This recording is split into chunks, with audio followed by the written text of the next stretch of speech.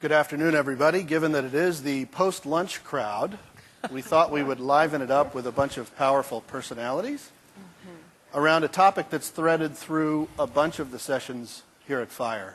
You really can't talk about innovation without talking about the implications for data and privacy. And we've learned a lot here so far in the sessions. Yesterday we learned about virtual name tags inside your sunglasses. That was an interesting implication. We learned about the balance between what I remember something along the lines of caution and care when you're thinking about data inside of cars and up to the cloud and back to cars next to you. We also learned a lot about Larry's colon. And so privacy has been part of every conversation that we've had, and we're delighted today to have this panel of experts for a lively conversation. It's a very broad topic, and we're going to do the best we can to cover the beachhead in 30 minutes with 6 people. So we'll move smartly through it. I'd like to start with Stephen Sprague. Steve is the CEO of Wave Systems and leads an industry effort to embed stronger hardware-based security into computing devices. He spent more than 20 years of executive and technology developer experience in computer security and e-commerce, both in the public and private sectors. So, Steve, set us going here. Why is there so much energy around data privacy right now? Oh, I think it's really important that we start to generate some greater controls. This concept that everything we post into the cloud is somehow now the property of somebody else because we just volunteered it is really not a long-term viable strategy. It's working great today. It's funding the innovation of social networking today. But clearly it's going to change. And so the question are, what are the controls? What should we have in place? I do think it's interesting when we look at some of the devices that we really haven't thought this through very well yet. So I would argue if you look at iPhones and Androids, we forgot things like credential vaults and abilities to have the kind of protections that we'd really like. And so we're very much the beginning of the conversation of what some of those controls should be. It's about ultimately the user having responsibility for how their data is consumed in a manner it's easy enough to do. Well, let's talk to Sim Simeonov. Sim is an executive in residence at General Catalyst Partners, and prior to that, a technology partner at Polaris Venture Partners. He's been named one of MIT's Technology Review's top young innovators, and he's founded numerous companies in the online, enterprise, and mobile sectors, including a company in this space called Evidon, which is, aims to be the good housekeeping seal, if you will, for internet advertising. And his latest startup, which is still in stealth mode, but is focused on helping consumers save money without tripping over their privacy. Sim, that you've said that there may be too many parties are touching this data, this consumer data, and that there's a certain amount of data leakage. And also that many of the companies that are touching this data don't really have much brand equity to lose. Given that that's the case, how is the consumer supposed to retain control over all of this data that spills out everywhere? Well, so the debate has been focused a lot on data ownership and control. And I think in some sense that's important, but it's an extremely complex problem and becomes ever more complex when multiple parties see the data, touch the data, use the data, because they can say, well, as the normal course of doing business, we end up using this data, so we clearly have the right to do things with it. And so in some sense, if you think about the problem of minimizing data leakage, how many parties get to touch and see and retain consumer data, a lot of the issues around data control and data ownership become a lot simpler to solve. And nowhere is this more true than in the advertising ecosystem, where literally in a single ad targeting or ad serving interaction, there can be dozens of parties that end up touching the user's machine, cooking it, learning data. In the process of selling a viewer to an advertiser, when you sort of click on an ad and you get delivered to an advertiser's site, data leaks through this process in the current day advertising architecture. So you do this billions and billions of times per day, dozens and dozens of times per week for any given individual, and the information about that individual ends up diffused through the ecosystem and ends up sitting in the systems of literally dozens of unknown and unknowable parties who literally have no visible brand presence in the mind of the consumer. I mean, how many of you have heard about Right Media and Blue Kai and Pointroll and companies like that? And so the second part is that if you think about who has the most to lose, about whom is the article written when something goes bad, well, it's typically about the most visible entity. It's the advertiser, it's the brand. Everybody knows household names like Procter & Gamble or Sears or Microsoft. And very few people know the names of companies like Turn and Right Media. And so ultimately, the entities who are visible to the consumer, who have long lives and horizons, they have the most to lose. They have the most brand equity to lose. And a lot of the ad tech innovators, startup companies, in Silicon Valley, in Boston, New York, they actually have very short-term horizons. You show return on advertising dollars, and you raise Series B and live. And you don't show return on advertising dollars, you don't raise Series B, and you die. So the second issue we have that compounds the data leakage issue is that the incentives of the parties in the ecosystem are not aligned. There's an externality, which is the sort of leakage, the way loss of control of data affects consumers that isn't correctly accounted for in the ecosystem. So a big part of the ecosystem when you talk about anything online is, of course, Microsoft. So let's get Mark's perspective here. Mark Davis, seated at the end, has spent the last 20 years in technology R&D, both with the MIT Media Lab, Interval Research, Berkeley, Yahoo, Invention Arts, and now, where at Microsoft he drives technology strategy for the online services division.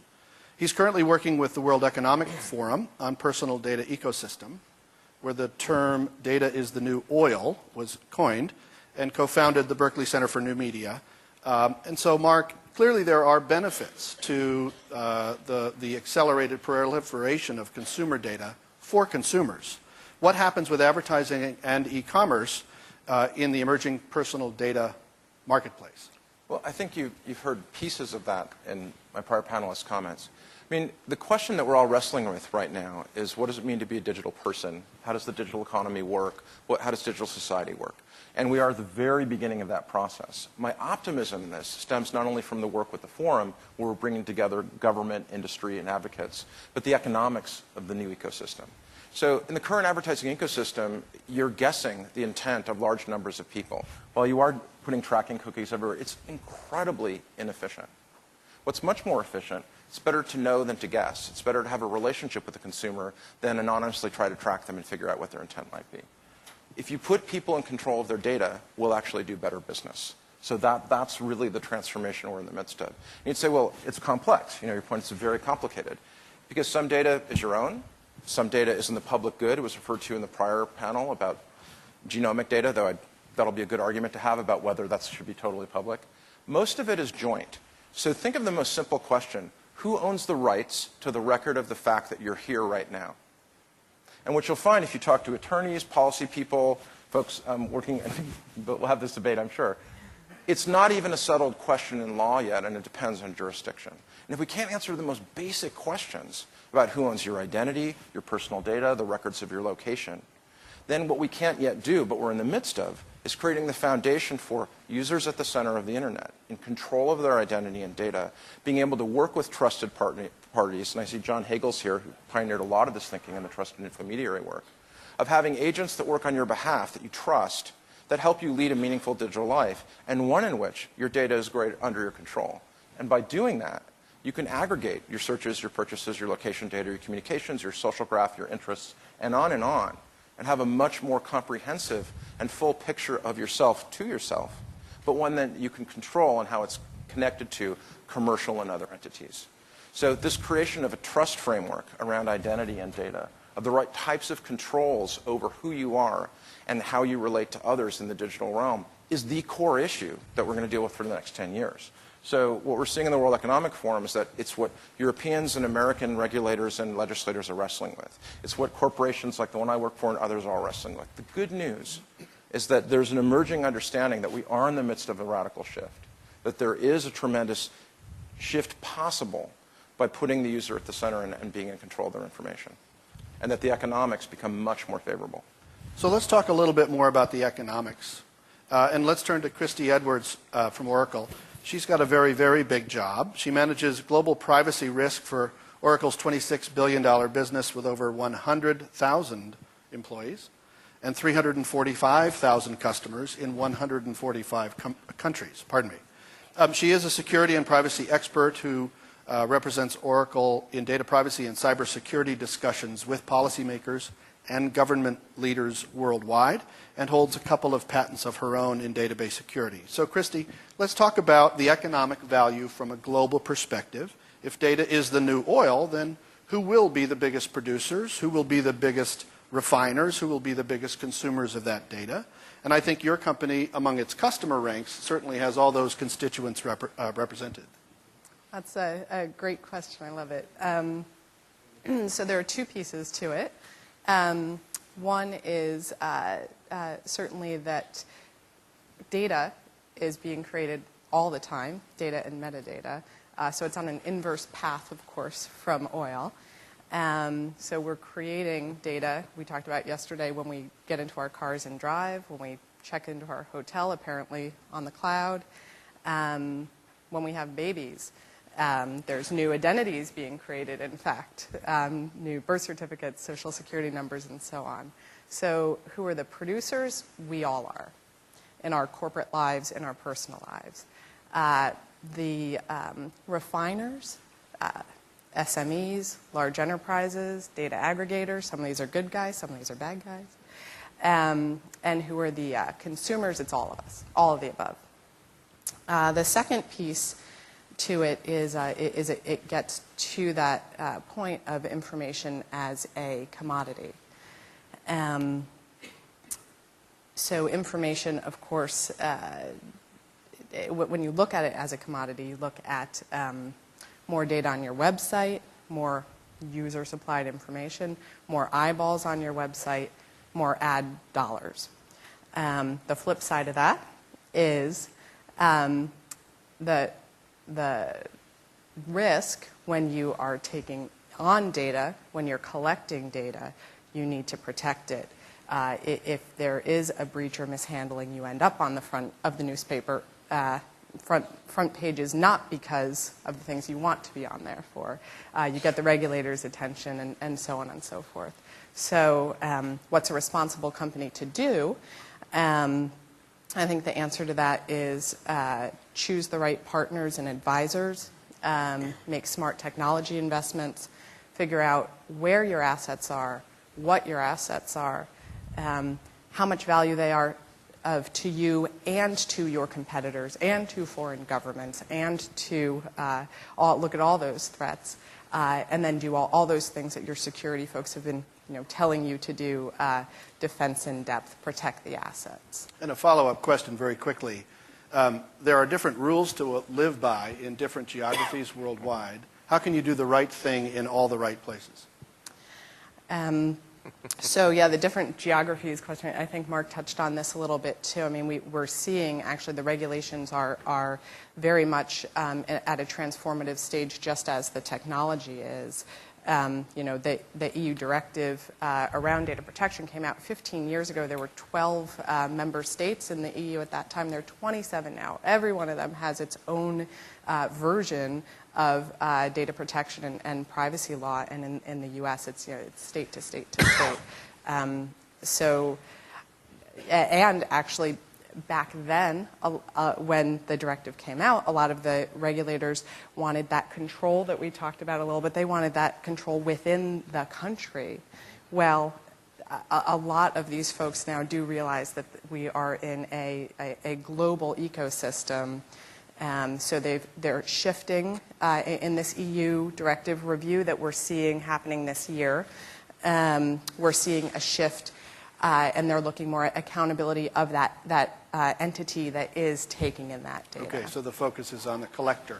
That's right. Right. As well as the consumer. And cross-border exchange. It's like the beginning of the banking system. Right. Right. You're just getting the basic parts of how value and data flow around the globe. And we did solve that as a civilization somewhat, and then we blew it, but now we're solving it again. But we're just at that beginning stage of forming a sort of global data financial system. that actually can be regulated properly but also support innovation. So speaking of the flow of data, it's now accelerating. Mary Meeker's coined the term location changes everything, and I believe that it does. So I'd like to turn to Mike Buhrmann. Mike is the chairman and CEO of Finsphere and has been in the wireless industry for 3 decades, having served on the board of the CTIA and holding executive positions at McCaw and AT&T before founding several entrepreneurial companies. He has more than a dozen patents on wireless and is an expert on mobile networks. Mike, all of this becomes more complex with the sheer volume of devices that are creating data that we carry in our pockets every day. I would think that this audience in particular probably has 3 or 4 data generating devices with them right now in this room. Given the complexities of data generation and the responsibility to steward that data, to compound that with the accelerated velocity of data production and capture, how's this all supposed to shake out when there really are no mobile standards? Well, you know, I think there are mobile standards. They're just not published. Okay. So I think there are standards, and top secret standards. It's just how the world works. You find, at least I find in the U.S., standards are usually driven by what works. And in the EU, for example, they're much more deterministic. They'll work out the standards. But how the standards work here in the U.S. and globally, for that matter, in a lot of ways, is really what is the purpose of the data. So in terms of location itself, if you think about, there was a time when you could not locate a phone for 911. So if you were to ask people, do you want your location divulged for that purpose, they'd say yes, of course. The majority would. When we implemented that, a few said they didn't like it. But that's inherently how the system works. It just creates all of this information that can be used for the good. And 911, I would argue, is for the good. And then you have to trust the wireless carrier in that case, that they're not sharing that data for any other purpose. Then comes along things like location-based advertising. And all of a sudden, there's a commercial aspect to it where you really need to ask the consumer, do you want to share this information? And in that, there are inherent risks because you're trusting that the ecosystem is constructed in a way that protects that information, but you want to take advantage of that particular service. And then there are other services, for example, the one I used this morning on the credit card fraud, for example. There is an expectation that credit card companies protect you from being defrauded, protect themselves as well, and there's data that can be used to help. And if you were to ask people, would that be all right if we helped you with that data, then most people would say, yes, if you help me with that data, but can I trust you, right? So it's one of these trust and verify. And that takes time to build up that trust. The most trusted companies are the larger ones because I think inherently they have the most to lose from a brand point of view when these things are disclosed, but they're the ones that have the data and can use it for very interesting and beneficial services. And from a consumer point of view, it's, is that something that's protecting me, or is it something that I want because it's an interesting commercial thing that I'm interested in consumer applications? So it really depends, from my point of view, on what the data is used for and who's actually rendering the service. So we've talked about trust, and we've talked about good guys and bad guys. Sim, I'd like to follow up a question with you. Do you think that consumer information, my consumer information, is in a transition from right to privilege? Will I be in control of my data if I can subscribe to a service that helps me? Oh, that's a very big question. I actually don't know the answer. I think the force is pulling in a different direction. But for your point about us essentially building the equivalent of financial system for information, we need to start thinking about a supply chain for data and a supply chain for information, just as we think about a supply chain for products. So when you look at an automobile, you know where all the parts came from, they get certified, you know who manufactured it, you know what the quality control is, and so on and so forth. In other areas which you'd argue even more sensitive, like healthcare and biotechnology, we actually have a hard time sometimes having control of the supply chain. So we cannot actually say when we buy this pill on the internet that does X, Y, Z, whether it actually is legitimate and who made it and is it a fake. And it's a lot harder with data. So let's say you have a location-based service, as you talked about, and a lot of the current thinking is that for location-based services, you should require opt-in from the consumer. And 200 pieces of data take part in making a LBS content targeting decision. What proof do you have that all the data was acquired with opt-in, given that it came through 6 different aggregators and itself was combined from pieces and segments. Right now it's a complete guess, and people sort of say, yeah, it was opt-in, but there is no proof. And so rather than answering the question one way or another, I think we should all be trying to move to a world of an accountable information supply chain where you could make statements about data and how data got produced and how data got acquired. And if you put this in place, you can also then attach controls, rights, revocation of rights, and so on and so forth. So you just described the WikiLeaks problem. I mean, this is so systemic across the board. And there are a bunch of things that we've built over time. There are, in this case, 3-letter words none of us want to talk about because they're really scary and everybody will run for the doors if we mention them, which are things called digital rights management. And that's what it ultimately is. It says the person who wrote the top secret report on the current location of Osama bin Laden just before we went in and got him probably should control what level of classification that has when it's produced. And then when it gets consumed and it's downloaded onto the guy's machine, the prosecution of the rules associated with that piece of information should determine whether it only shows up on the screen or you can print it and take it home. Excellent. This is exactly the same problem for HBO, and it's exactly the same problem for your child who just posted on Facebook a picture that now they want to turn off because mom said, you don't want to put that picture online. That's completely inappropriate. So how do I make it go away, right? Because I deleted it, but it's still in Facebook servers. It's somewhere in the background, and then Facebook decides to publish all pictures that were published onto Facebook in 2011 in 2030 as a historical retrospective of what we put up. And now all of a sudden that poor kid who's running for president has a photo that comes up, and it's like, so this is an identical problem across the board. It's completely systemic. And so the amount of investment that needs to be put here and collaboration that needs to be put here is probably 2 or 3 orders of magnitude more than we're currently into it. And we're just dancing around the edges, and it's kind of fun and sport.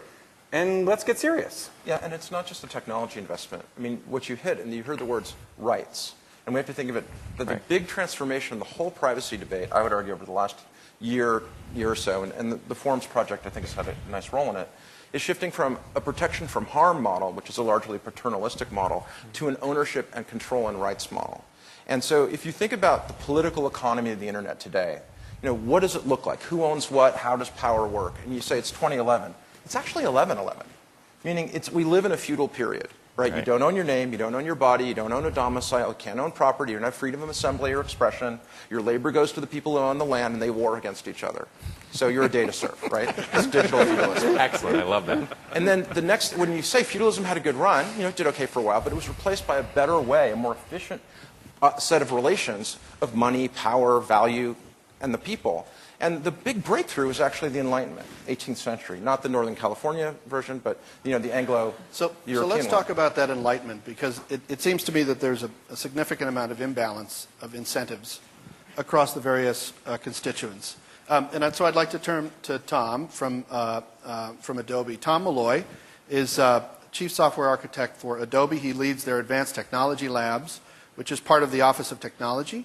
And he spearheads their long-term research and development initiatives, leading a team of scientists who are delivering the next generations of Adobe's innovations. Tom, we've talked a lot today about this imbalance of incentives between and the investment required in DRM technologies in different geographies among regulators, consumers, and enterprises. And still in all, I don't think what's been resolved is the question of whose data is it anyway. Can you comment about some ways to achieve the balance there and things you've been thinking about? Well, I don't think any of us have the answer about what the mechanisms are that we're going to use in order to achieve this this end state that we're talking about. And actually, I'm pleasantly surprised that here going last that I actually have anything to add to the discussion, because I think we've hit on almost all the important points here. Control of the data has come up time and time again, and the answer to the question I think you asked Sim of who owns the data, who controls the data, is it really depends on the piece of data. There are some pieces of data that I think it's perfectly reasonable for us to expect to own, and we don't really own very much of the data right now. Mark would say we don't own any of it. But there are other pieces of data, and Mark alluded to this, where we don't really have a right of ownership. I mean, hopefully this is a example that doesn't apply to any of us, but if you have committed a crime, I think the fact that you have committed that crime is not a piece of data that you have any right to control. Somebody else has that right. So we need to work out the mechanisms, some of the mechanisms that we talked about, for how that data is going to be controlled. But inherently, the ownership is going to devolve to different entities based on the piece of data. The other 2 points that I would make really briefly are just to reinforce a point that Mark made in passing, which is that in addition to ownership, this notion of value is one that we haven't really explored very much yet. There is value that is accrued based on this knowledge about people, consumer profiles, if you will. And the value is being accrued in a fairly canonical way on the internet now. People give things away for free, and they expect to get the data and do with it whatever they want. That value proposition is going to evolve and change in interesting ways. And I'm very sympathetic to Mark's perspective that the consumer actually has a right to participate more directly in that value than just somewhat passively giving up their rights in exchange for a search or a web page or a community. There's one point that hasn't been brought up yet, and I think it hasn't been brought up yet because it's so obvious, but I do want to mention it, which is a precursor to understanding control and value is understanding transparency or establishing a transparent environment for this data.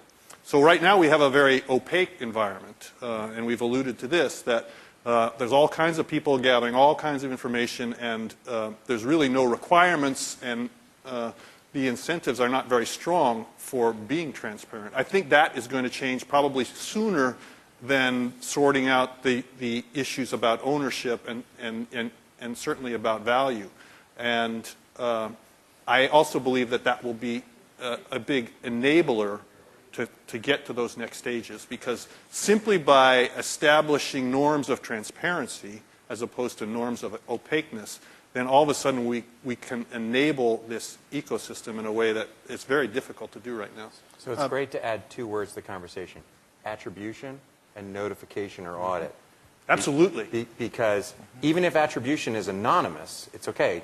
Like I put a complaint in the box, but I can prove I'm a Microsoft employee, right? I don't care who you are. I just know that you're a Microsoft employee complaining about something in the Microsoft complaint box, which is very different than any idiot on the planet who can fill out a form, and all of a sudden now I have a potential for an attack of a variety of different mechanisms because I don't know from whence it came. So I want to suggest I need to stop there because we are unfortunately out of time. However, the good news is that we do have a breakout session which immediately follows the break, I believe, and we're lucky enough to have that in Executive 229, I think, which is, I think, a cozy atmosphere. So if you have any follow-on questions for this Rockstar panel, please definitely show up. Thank you very much. Thank you. Thank you.